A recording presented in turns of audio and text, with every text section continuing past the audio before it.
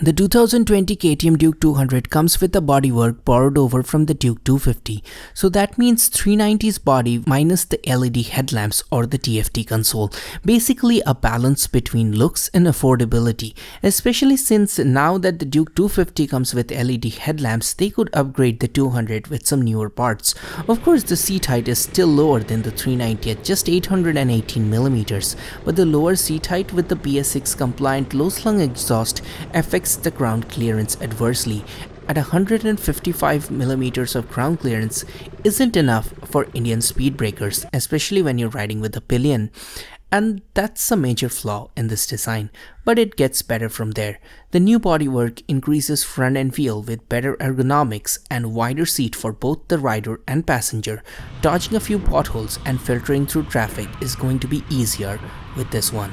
The power delivery has also become smoother, much more refined, and the vibrations are also less than the previous version, but the bike does feel slower and slightly boring thanks to the new power delivery. The gain in weight affects it in an adverse way.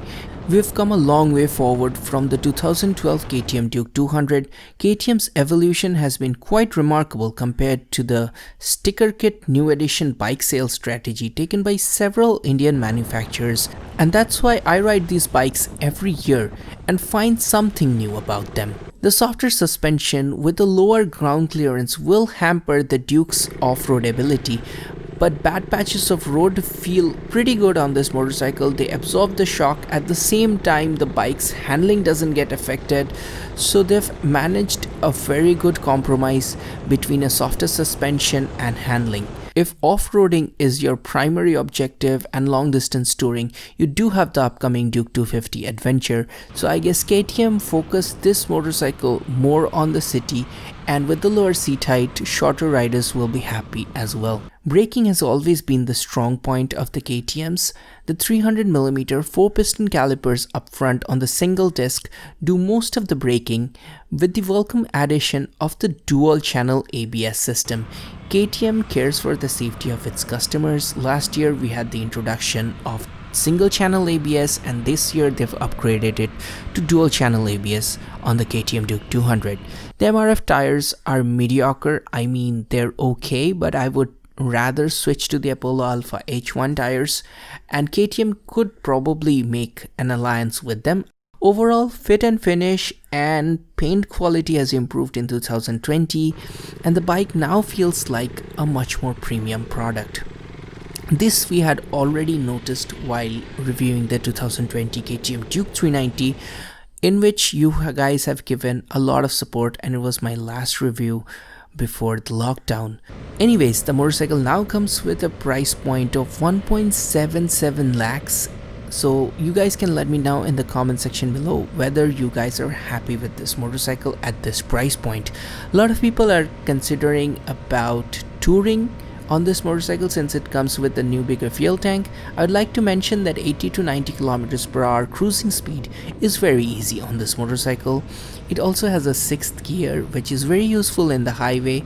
In comparison, the FZ25 or the Apache RTR 200 4V doesn't have a 6th gear. If you're worried about mileage, this motorcycle will deliver 33 to 35 kilometers per liter in the city and around 38 kilometers on the highway if ridden sanely. Let's look over some of the observations we had after the ride.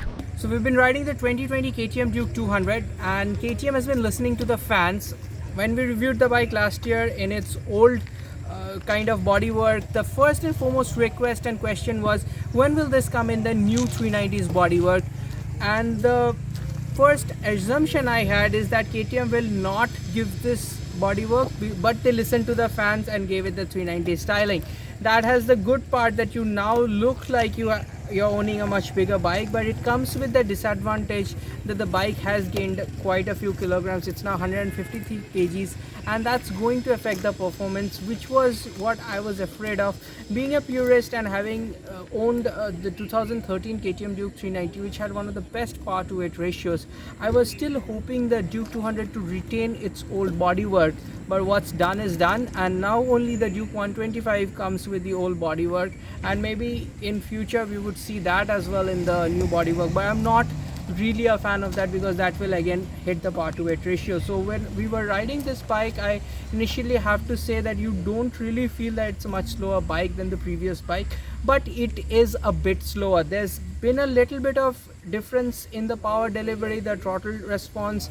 KTM has moved away from its jerky and kind of fun power delivery to a more professional, smoother kind of power delivery on the Duke 200. It takes away a little bit from the fun factor. Obviously, you're seeing the frame sliders, that's an additional accessory, does not come with a stock bike. You probably understood that, but we would still like to mention that while passing. So my first impressions are that yes, this is and has always been my favorite choice for the city riding motorcycle. Remember my basic guide: if you're going to do only city and you're concerned about mileage, beginner rider, probably a little bit scared of the power, or maybe your parents are feeling that you cannot handle the big power, Duke 125 is the bike for you.